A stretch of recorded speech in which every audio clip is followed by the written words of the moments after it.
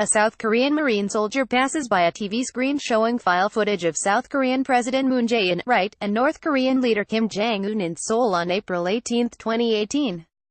Ahn Young-joon, the Associated Press. North Korea has expressed its commitment to complete denuclearization for the Korean Peninsula and is not seeking conditions, South Korean President Moon Jae-in said on Thursday, as the United States vowed to maintain maximum pressure on Pyongyang. Moon said big-picture agreements about denuclearization, establishing a peace regime and normalization of relations between the two Koreas and the United States should not be difficult to reach through summits between the North and South, and between the North and the United States. I don't think denuclearization has different meanings for South and North Korea. The North is expressing a will for a complete denuclearization, Moon said during a lunch with chief executives of Korean media companies. Story continues below. Advertisement. They have not attached any conditions that the U.S. cannot accept, such as the withdrawal of American troops from South Korea.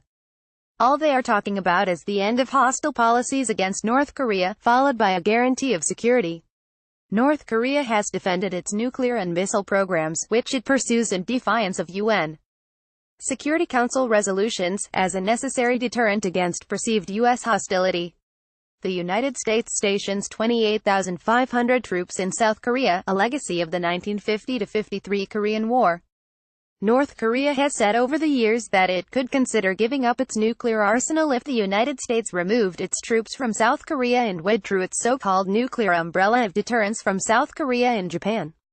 South Korea announced on Wednesday that it is considering how to change a decades-old armistice with North Korea into a peace agreement as it prepares for the North-South summit this month.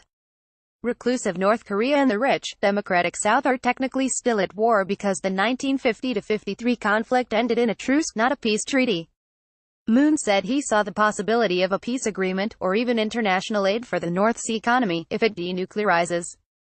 But he also said the inter-Korean summit had a lot of constraints, in that the two Koreas could not make progress separate from the North Korea-United States summit, and could not reach an agreement that transcends international sanctions.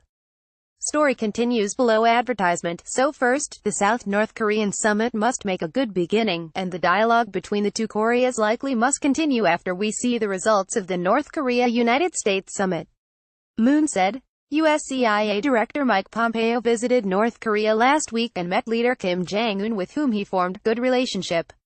U.S. President Donald Trump said on Wednesday, ahead of a summit planned for May or June. Trump said on Wednesday he hoped the summit would be successful, but warned he would call it off if he did not think it would produce results. Trump told the joint news conference with Japanese Prime Minister Shinzo Abe that his campaign of maximum pressure on North Korea would continue until Pyongyang gave up its nuclear weapons. The United States remains committed to complete, verifiable and irreversible denuclearization of North Korea, U.S. Disarmament Ambassador Robert Wood told a news conference in Geneva on Thursday ahead of a two-week conference on the Nuclear Non-Proliferation Treaty.